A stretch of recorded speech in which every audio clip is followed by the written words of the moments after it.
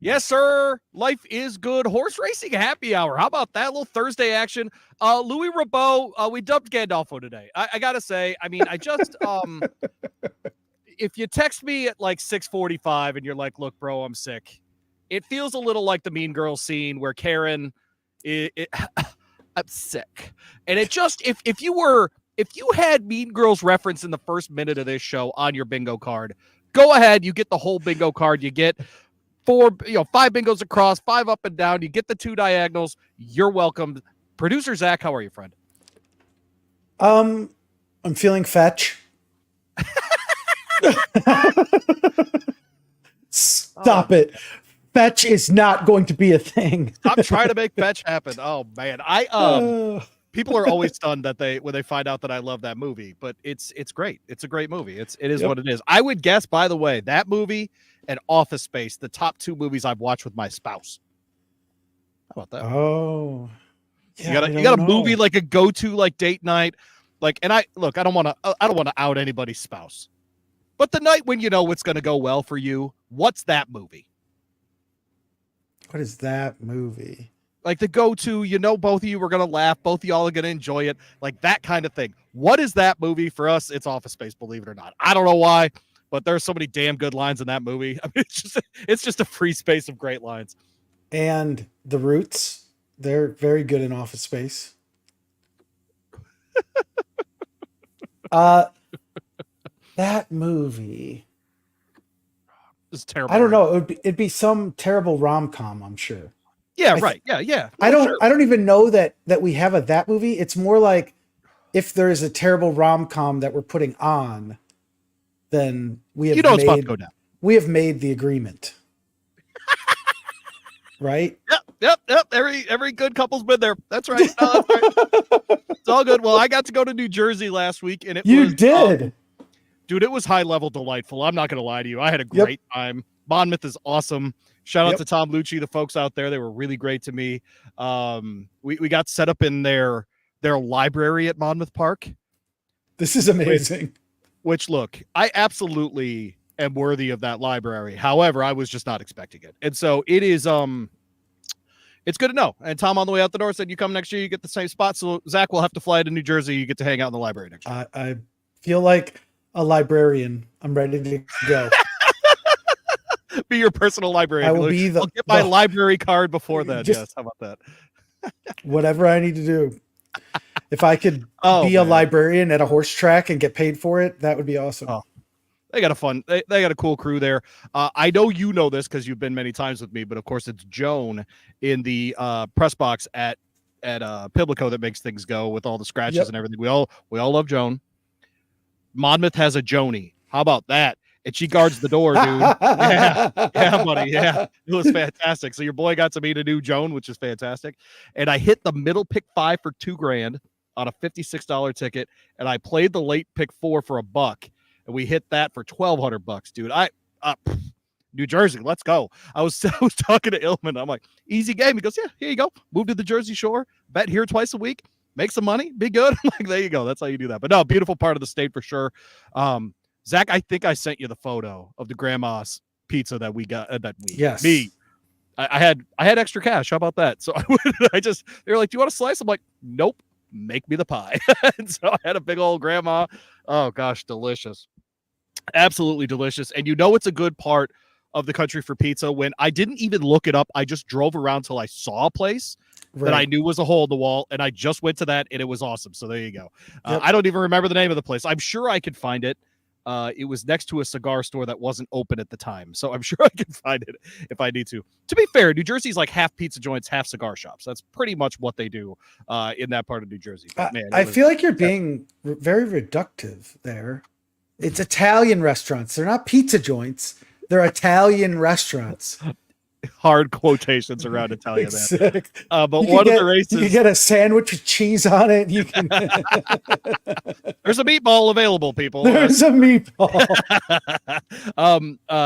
Got to meet Matt Dinnerman in person. Watched a couple of races. Our guy Sean Collins, we hung out with him, did some stuff on bloodhorse.com, which was a lot of fun. So no, just a nice. Matthew DeSantis, who's been on this show from Naira Bets, all those guys, and so no, just a nice a nice weekend. And, when Gandolfo's not around, that Illman guy's a little nicer.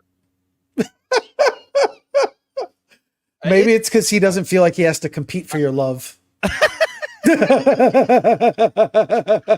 I give love to many people. It is just my nature, but it is what it is. But I had a fantastic time. I really did. I stayed in a little roadside inn in Eatontown, just past the track. Do you know what I did pass that I thought was pretty fascinating was Fort Monmouth, which they decommissioned, but was purchased by Netflix, and they're making it into a gigantic futuristic studio.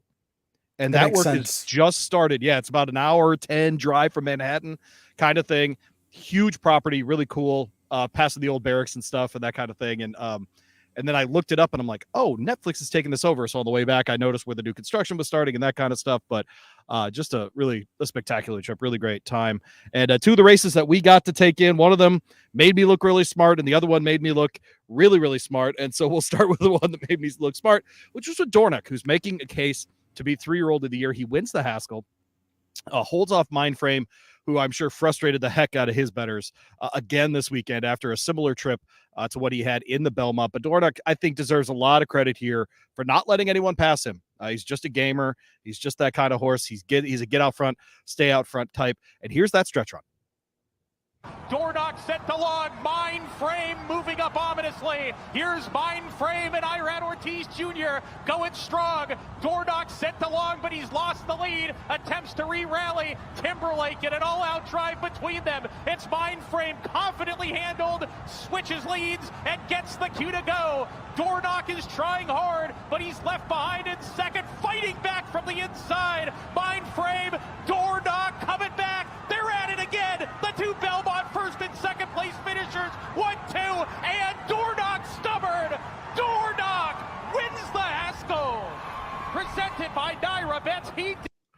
Well, shout out, by the way, to NBC. They did something that I've complained about before, and they did it right, which was they let the local guy call the race on their broadcast. Great to hear Matt's voice there and all the enthusiasm. That crowd, by the way, 30,000 plus, packed in, loud, engaged, fun. It was a young crowd. It really stood out how young the crowd was, Zach.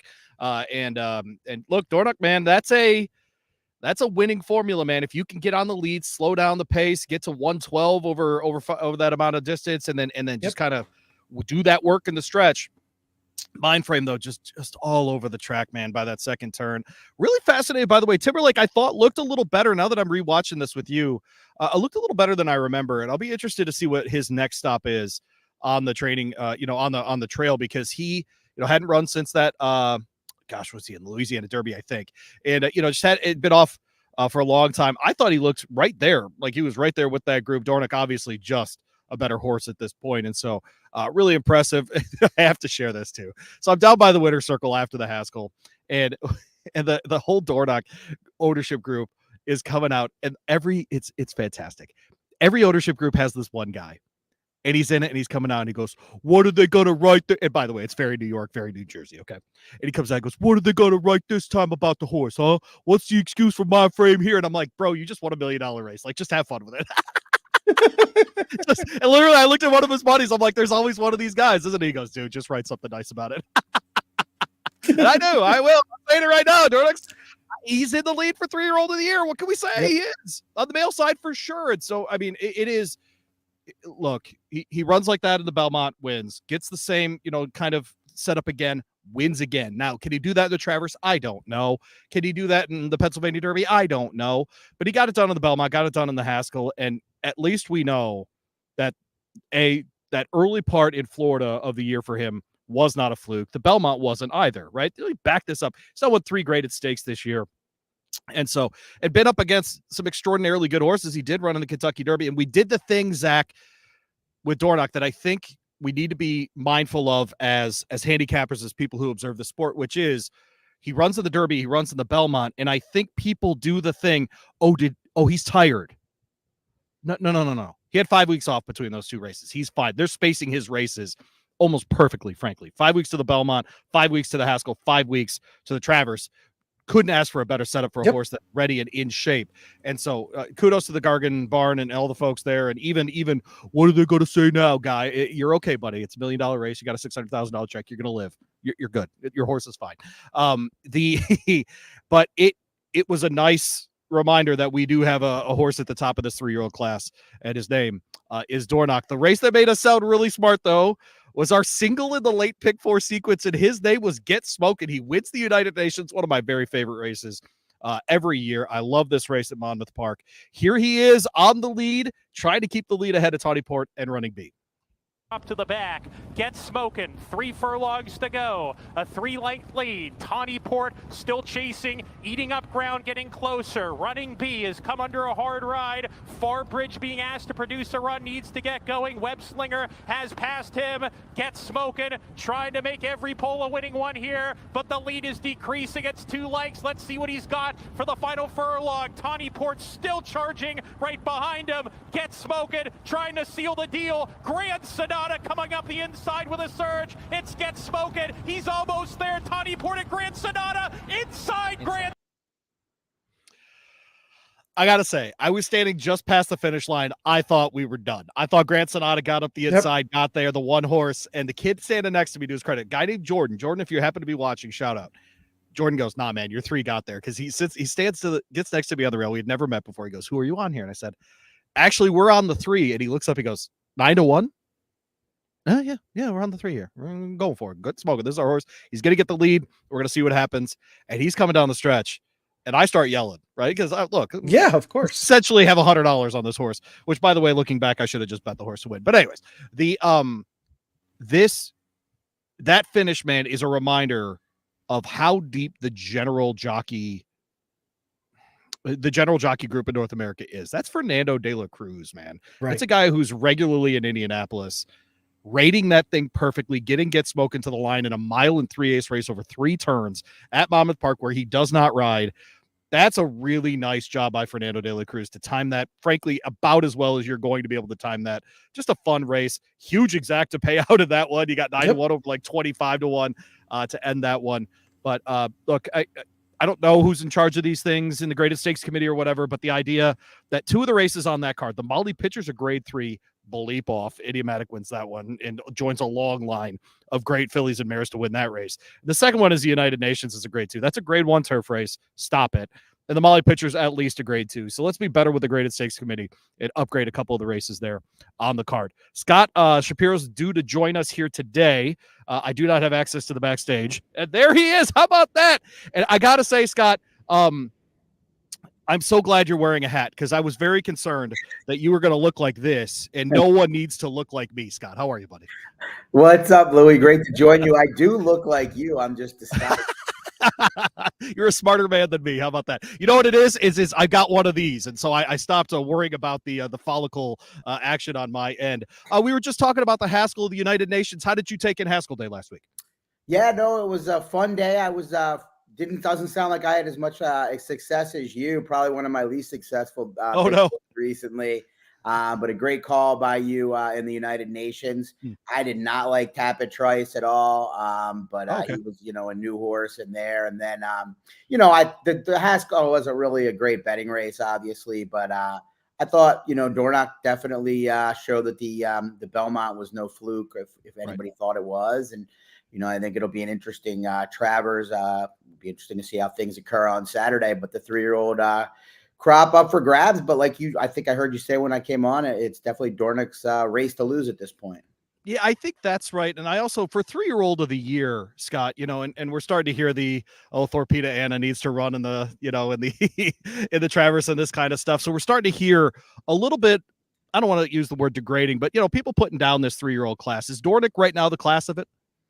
I think so. You gotta give Mystic Dan credit still. I know he had the great ride and trip in the Derby, and then came back and ran fine in the Preakness. And the Derby winner, to me, and I assume many will always get a little bump over the others. You're beating the best of the best that day, but I don't think he cemented himself going into the race. As more than a middle tier horse. So I think he's got to do more.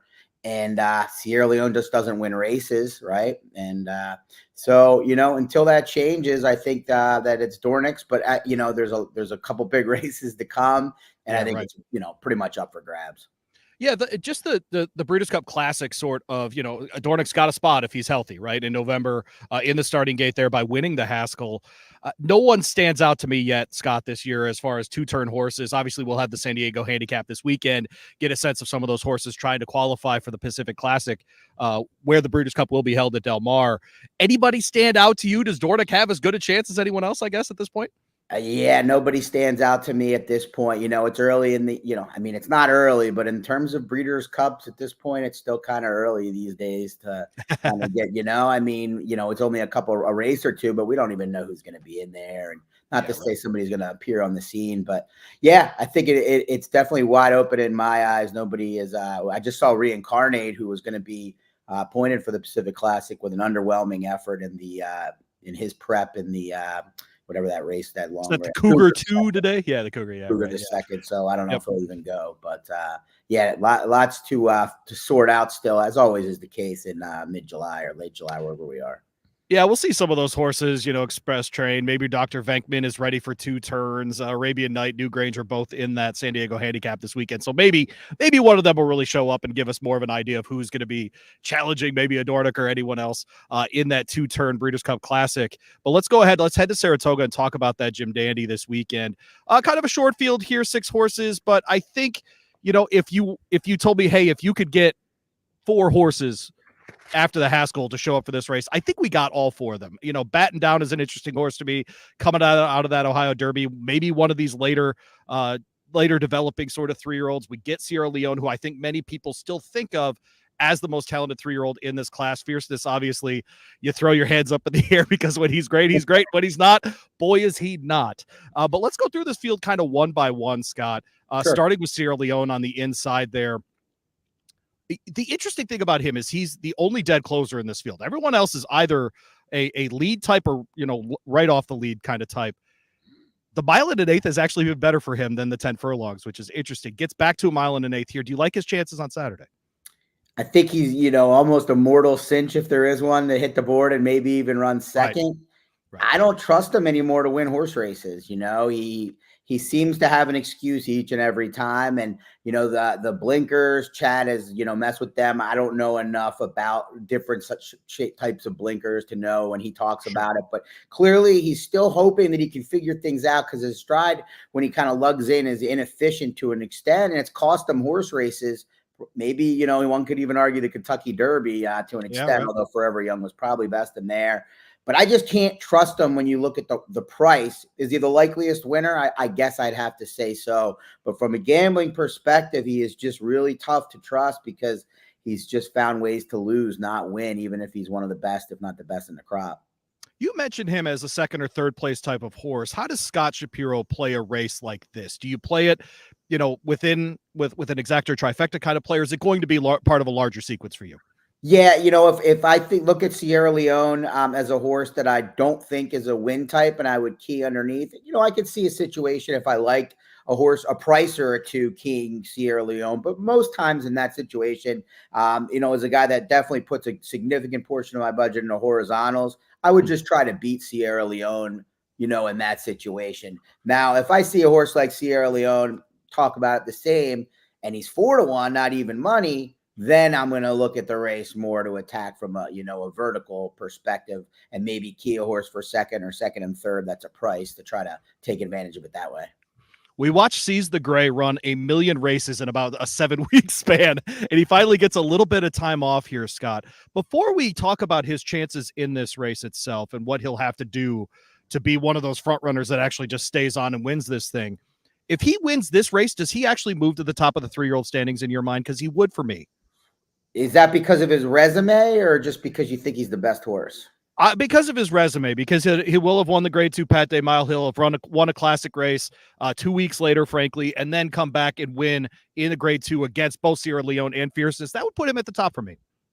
Understandable for sure. My problem is that his other races have been fairly uncompetitive, but winning this race, I understand where you're coming from because we are in a situation like we talked about where it is, pretty wide open. And the only reason we're saying it's Dornick right now is because he won last weekend, not because of anything before that. Right. So sure.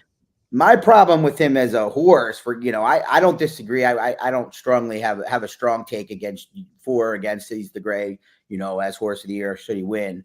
I just think he's still a cut below. I really do. I think he ran, the Pate Mile was good. I mean, and the thing is, I remember the coach who talking about how he had to cut this horse back. He couldn't get the distance. Yeah. All right. And then, no, I mean, I think he made the right move, and he's going to take a shot in the Preakness, but it was the right move in that field, and he ran great, but he took advantage of a track, a situation. Yep. It was a not a great group.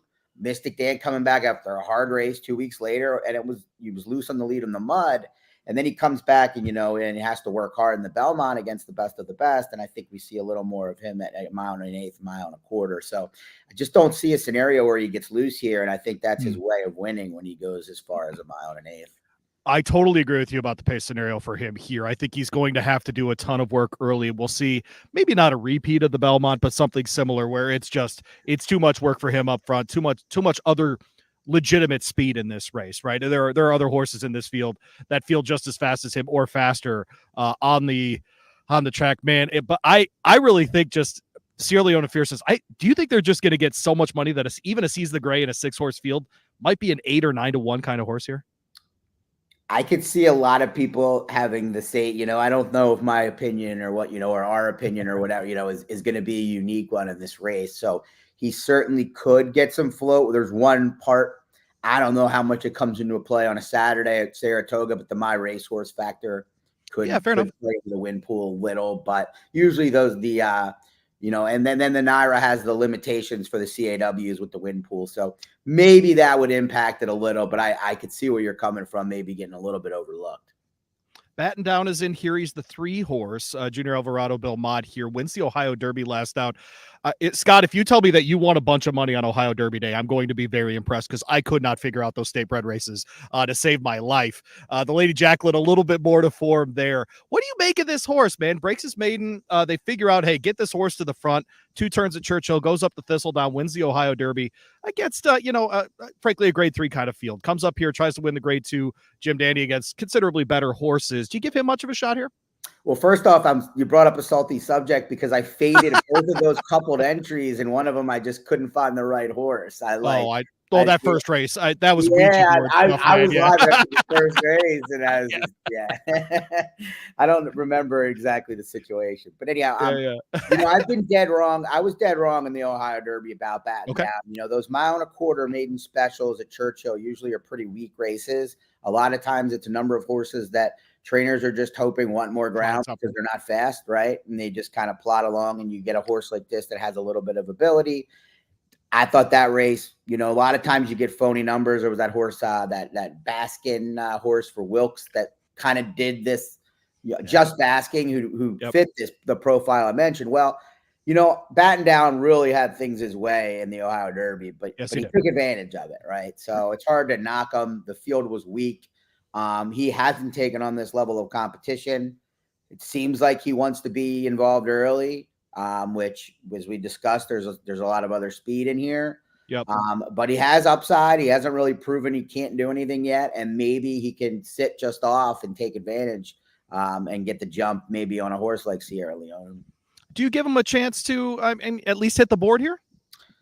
I'm going to fade him because I'm going to be stubborn and stick with my opinion still. I don't really know what the Ohio Derby told us, right? I mean, fair enough. Look, it just was a race where the favorite, the Cox horse that ran fourth in the Derby, the name's Chasing Freedom. Yep. Yep. Chasing Freedom. Or Catching Freedom. Catching Freedom. Excuse me. Yeah. Catching Freedom didn't fire. Yeah. So I just don't think there was much in there. So I'm going to fade him again, but very little would surprise me if he's able to not get caught up in a battle. I don't think he's good enough if that happens to be around late. I could not agree more. An interesting late developer, though, son of Tappet there.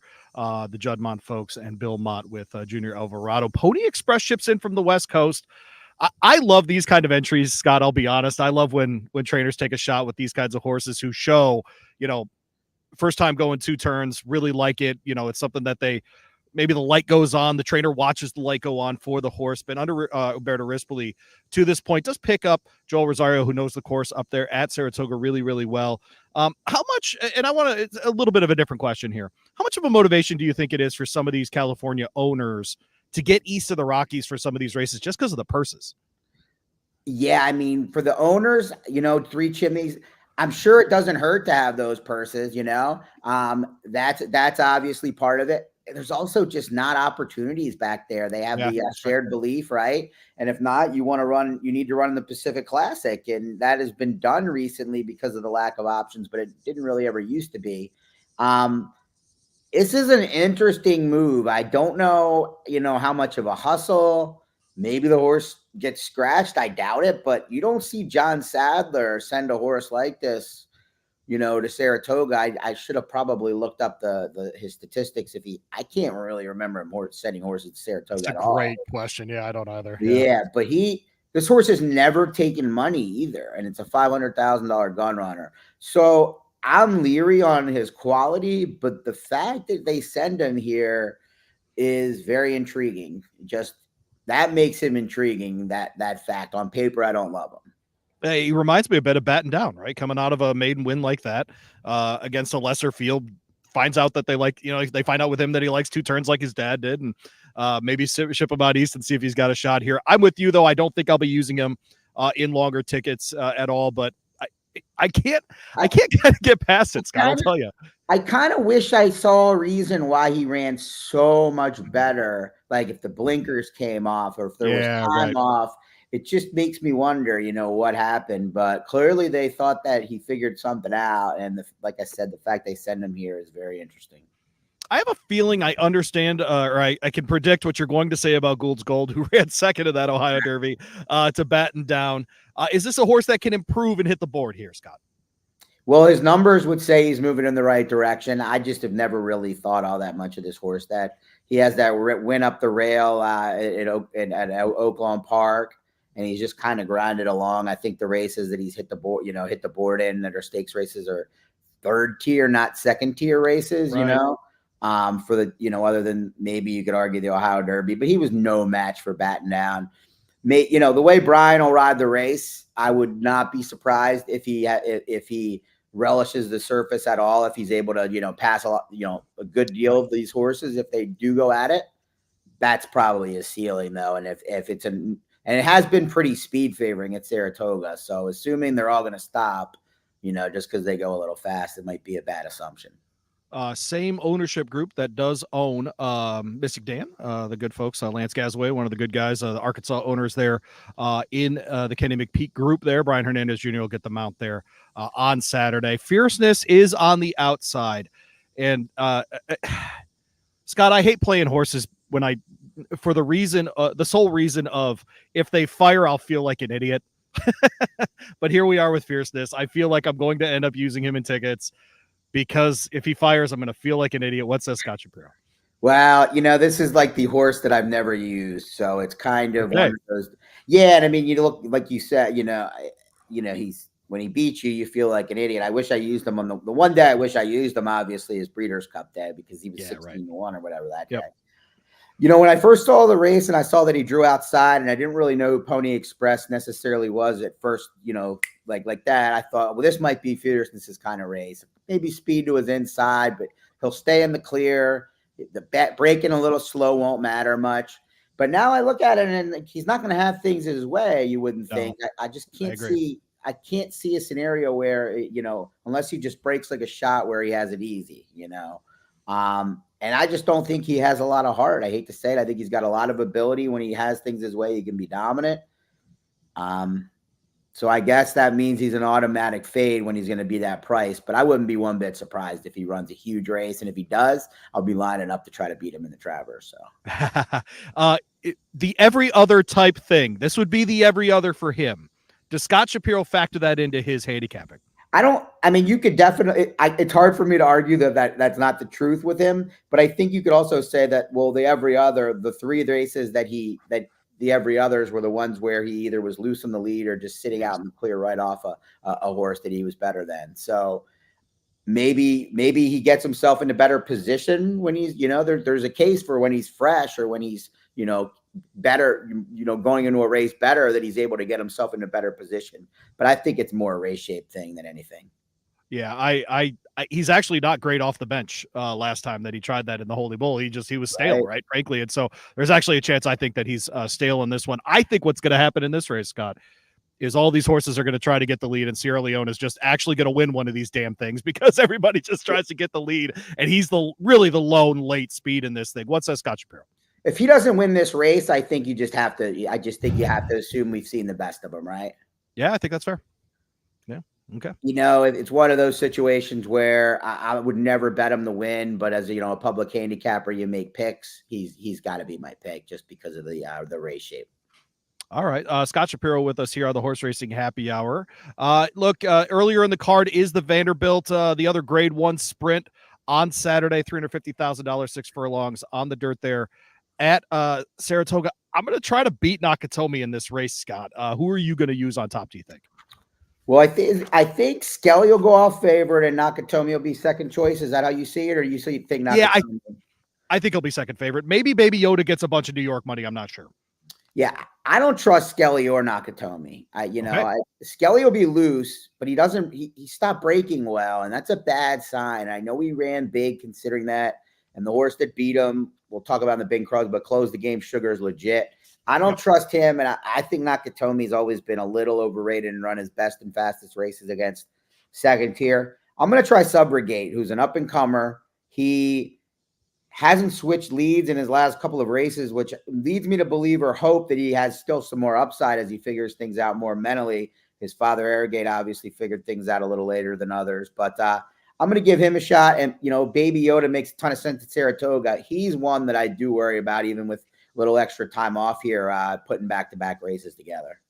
Yeah, he has 1-2 in a row. The True North, obviously, last time at Saratoga over that June 8th Belmont festival, which I'm still getting used to saying at Saratoga. Luckily, we only have to do that one more time. But it's an interesting field, actually, of these 6, because you're right.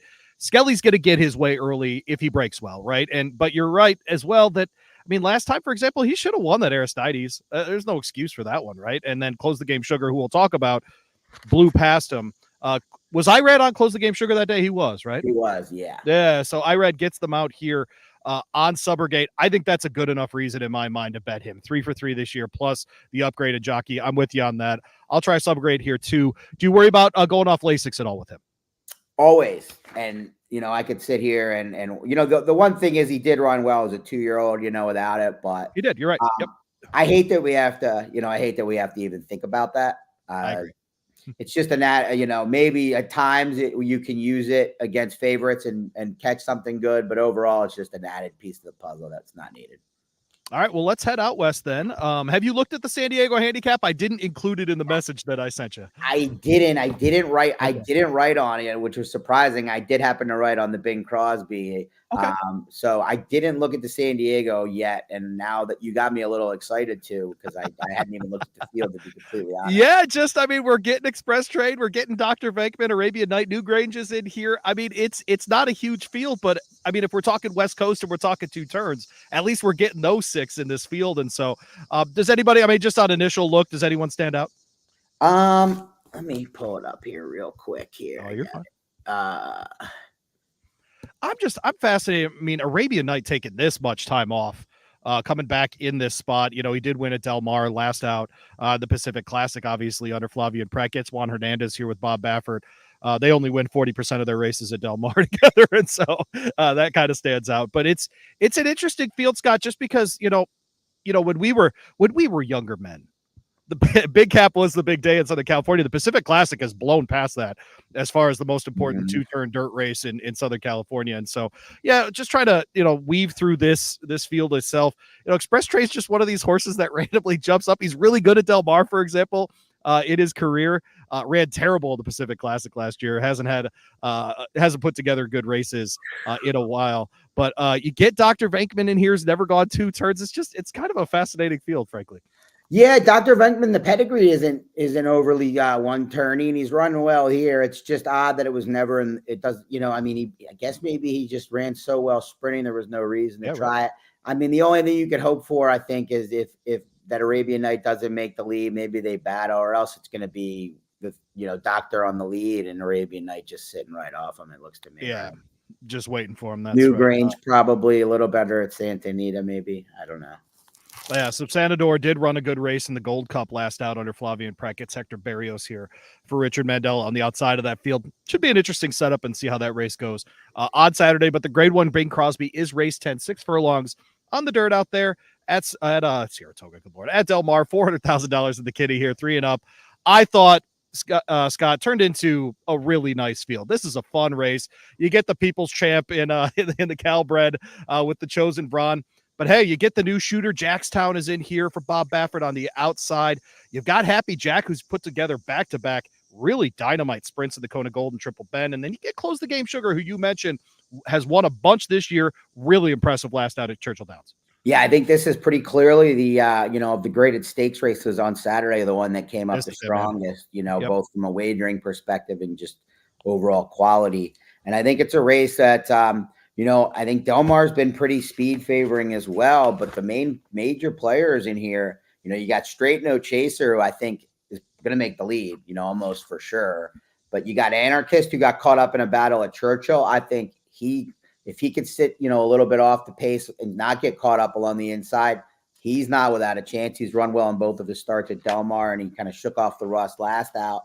And then you've got the ones that you mentioned, the Chosen Brawn, who what more could you say? I mean, he just wins every race he's in. He's a winner. That's right. Yeah. And then, Happy Jack, who many of us, at least I and a couple others, thought was Rich Strike back in May 2022 up the rail. But he's kind of reinvented himself here as a sprinter. Close the Game Sugar, I think he has everything going for him. I like that he draws outside of Straight No Chaser, which I think is an advantage for the speed type horses that do. I just think it's a big ask. I mean, he's been really, really good, but we've seen some of the best barns in the East Coast and the Midwest try to ship out to the West Coast for these races with real horses over the years, way back. You can think about it, and it's just not a lot of success. Can Adam Rice pull that off? And then I don't know. I mean, Jackstown, to me, Bob Baffert knew who was going to be in this field. He has 2 races. He's going to sit to the outside there. I think he might be the bet. Damn it, Scott, you're ruining my bet. That's why I'm playing him. Yeah, no, we're going to try it out. Look, is the Chosen Brawn probably going to win this? Yes, probably. Let's be clear. He's the class here. The horse just wins. Scott, I have a soft spot for horses like the Chosen Brawn that are, cheap breeding jobs and, just win. Right? Was he 18 for 23 lifetime? He's won on the turf. He's done everything. Just a great horse that way. And I was so happy for that group to watch him step out of those Calbred races and into open company and do the exact same thing. Right? Did not bother him for a second to be against that kind of company. But you're right, man. It turned into a really interesting betting race. What are the chances we get 10-1 or better on a Baffert Hernandez combination? I think there's no chance. If you do, you don't want to back him because he's not live. You want him to open up at like the second or third choice. I mean, that's right. I hate to be that guy, and I'm not like that with a lot of betting. Yeah. But in this case, if this horse is live, he's going to open up live. I doubt he's going to be an overlay and he's going to win by 3 or something. So what's the number here? Do you think he ends up at 4-1, 9-2, that kind of number for Jackson? I was thinking 9-2. But okay. I mean, that's a lot of money for this field. This is a real field, but is it the best field that Chosen Brawn's faced as well? That's a good question, actually. Between Close the Game Sugar and Happy Jack, those are 2 really fast horses, no? Outside of the Breeders' Cup Sprint, but he didn't win that race. So, right. Yeah. I think this is one of the better sprints we've seen, graded state. Usually they're either compact fields and there just hasn't been, multiple really good good sprinters. And at this point, it's just kind of an intriguing race from the Chosen Brawn's perspective. You got the East Coast shipper. It's, it's kind of neat. Yeah, no, it should be a fun one for sure. Well, he's Scott Shapiro. Please tell people where to find all of the stuff that you're working on right now so they can keep following Scott Shapiro. Yeah, I'm on X or Twitter, whatever you want to call it, at Scott Shap 34. Post most of my stuff there. I'm doing a lot of work for Express Bet and First Bet, and then you could find so a lot of my work in the daily racing form as well. A lot of closer looks for Del Mar, Saratoga, and Monmouth this summer. The things below the past performances there. Well, that's awesome. Well, he's Scott Shapiro at Scott Shep 34, like he said on Twitter. Go find him there. Scott, I can't believe it took this almost 5 years of this show existing for you to get on, but so glad you could make time for us tonight. Nah, it was great. I'm glad that you reached out, and it was good joining you, and I hope to reconvene sooner rather than later. Oh, that'd be great. All right. Thanks, Scott. Good luck with the bets this weekend. Thanks. You too, man. There you go. All right, Scott Shapiro joins us here on the Horse Racing Happy Hour, 40 minutes in. Zach, go ahead. You can jump back on screen with me. I do want to do a little bit more handicapping just because I think part of the sequence out at Saratoga is interesting. But first, thank our friends over there at Manscaped, manscaped.com. Use that promo code Horse Racing. I was just on the Jersey Shore. Nice and tight. Get rid of some of that shoulder hair. Oh my God, are you one of these guys like me? Got rid of some of that. Cleaned up the chest hair a little bit. Looked a lot better on the beach. Didn't have to be like Chris Christie and leave my shirt on. It was considerably better being out there enjoying my time on the Jersey Shore. Promo code Horse Racing, 20% off. Get free shipping. It applies to sale items as well. If you're still buying your stuff at the grocery store and trying to keep a nice beard, or maybe you're like me and you cut your own hair at home, stop it. Get the real stuff. Get Manscaped, manscaped.com, promo code Horse Racing, 20% off, free shipping to your house. Heading back to Saratoga, man, I wanted to talk about the last two races. So race 11 is going to be, well, you know what? Let's talk late pick 5. I'm a liar. Late pick 5 starts with race 8. And I am interested in this because Zach knows me. And Zach, what kind of sequence do I like to play? You like to play, or are you good at playing? Because those are two separate. Hey, at Monmouth, I could have played the pick 15 and hit. I guess it was like a random day. So isn't it interesting to hear? Isn't it interesting to hear though when Scott comes on, for example? Yeah, and he and I today agreed on the handicapping, and I had a great day on Haskell Day, and it's so fast. It's so interesting. Yep. I'm so glad we get to have so many different voices on this show. But I'm sorry, I'm usually a pick 3 guy, like you said, right? So yes, for me what you like to play is a pick 5. I'm just not very good at it. And so I think there's a single to start the pick 5, which is why I'm bringing it up. And that is the one horse in race 8 coming off of a sprint at Aqueduct under Flavien Prat, who gets the mount again for Wesley Ward. 34% for his horses coming off of this kind of layoff, 26% in turf sprints. The two of them together have not won a race together yet. How about that? But I am not worried about that in their 3 attempts total. And so Flavien Prat will be aboard Scarlet Poppy. That'll be my single for the weekend in the 5.5 Spa Melon Turf Course. 5.5 furlong sprint for the for the maidens out there. Should be a fun one as well. Race 9 is an optional claimer. I think this is one of the best betting races of the weekend. On top of that, Bing Crosby out west. I included a lot of horses in here, but I would absolutely include the 2 and the 8. Main Beach is the 2 here, comes out of Monmouth, wins his maiden race last out. So he comes out, new confidence. Chad Brown trains here. Sammy Camacho rode last time. We pick up Irad Ortiz here, 21% together, the two of them at Saratoga should be part of the equation at the end. In West Hollywood, we mentioned Flavien Prat again. This was a horse that broke his maiden, going a mile and an eighth on the turf there at Churchill Downs. Comes back against winners, almost wins second time out under Florent Giroux. Ironically, the two of them are probably going to be the pacemakers here. So I'm actually just betting that one of the 2 front-running horses will win here. So look for the 2 or the 8 to pick off this race here at Saratoga in race 9, an optional claimer going a mile and a 16th on that inner turf course. Then we move to the Jim Dandy itself. I agree with Scott. We talked about it. We walked through that field. I think this is Sierra Leone, and it just happens to set up for him in a really, really perfect way. I'm rooting for Seize the Gray because I really want people to have to sit in the fact that he's a good horse. Yep. I just think he's going to have so much work to do on the front with fierceness. Batten Down's going to try to get the lead, like I mentioned. Pony Express is going to press as much as he can. I just think there are going to be so many horses trying to go so fast at the beginning that it's going to be Sierra Leone who picks up the pieces in that race as well. And then we get to the 11. And race 11, man, is a state bred race. The last 2 on this card are state bred races. I mean, good luck with race 11, people. This is about as open as I can remember. 3 and up, man. New York breds, as I mentioned, mile and 16th on that Melon Turf Course. And so look for the 1, 2, 4, 7, 8, and 9 here is what I put down in my notes. Clear Conscience on the inside, the 1, Javier Castellano. Out of the Lewis barn here for Lisa Lewis was really good last time at Aqueduct over a mile and an eighth. Just ran out of time under Javier Castellano, who gets the mount again here. I think if that horse gets a little bit better of a trip, he could win there at Saratoga. Rabaja is the second horse here. Kendrick Carmouche keeps them out here, broke his maiden last time at a mile and a 16th at Aqueduct, comes back here, coming off a win. Not a great angle, though, for Harold James Bond. Trainer Bond.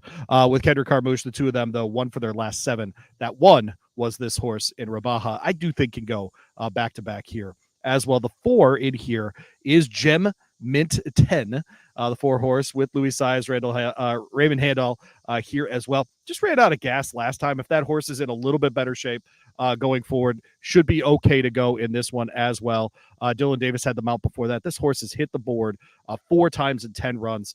Should be part of the equation at the end there. And then 7, 8, 9, one that I think could come in from out of the sky is Topic Changer. Is going to do all of his running late.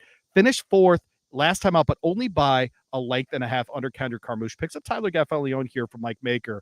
2 of them hitting right at around 20%. Should be an interesting one. I think 10-1 is a very fair price for that one, and should be part of the equation as well. I mentioned the 8 and 9 as well in that race. And then to close out the card is the 12th race, a maiden special for those New York breds, going a mile on the inner turf course. A couple of coupled entries here, and I think you have to play the 1, not because of the 1A. The 1A is probably going to scratch because I don't anticipate rain before that point, so we won't get Empire Magic. But I do think the 1 is interesting in here, if I can find the 1, wherever it is starting. There we go. Miss City Girl, Joel Rosario, and Christophe Clement. Just missed last time at Aqueduct. Seems to be putting it together, throwing the blinkers on, so they're obviously going to try to be a little bit closer to the pace with this one in this race. So look for the 1 to have a better run here in this field. The 4 is Summer Whirl, will be the favorite at post time. Man, missed by, I would say, less than a head last time out for Grand Motion and John Velasquez. Grand Motion on a bit of a tear right now. He's hitting at 19% total, 1 for 7 so far at Saratoga, but should have a really good run under Joel Rosario here as well. And then look for the 10. I think the 10 is the best here. This will be North End Lady under Flavian Pratt. Is going to get the lead most likely. They'll try to rock everybody to sleep here and pick this one off. Second off the layoff here for Barkley Tag, 16% in those kinds of races. Has won half of his races with Flavian Pratt, and a small sample size with just 4 runs to their credit so far. So I would use the 1, 4, and 10 in the last there as well. Thanks again to our guy. How about that? Little Scott Shapiro on a Thursday. So there you go. That's everything for me. Thanks again to all the folks at Monmouth last weekend. Had a great time. Thanks to Blood Horse and all the folks. Sean Collins hanging out, doing all those things. We had a great time. And of course, Scott Shap 34 on Twitter. Go find all of his stuff writing for both the DRF and for ExpressBet as well. You got anything else there, Zach? Not really. All right, there you go. Well, you're a bum, Gandolfo, and this has been the horse Thursday, July 25th, 2024 edition of the Horse Racing Happy Hour.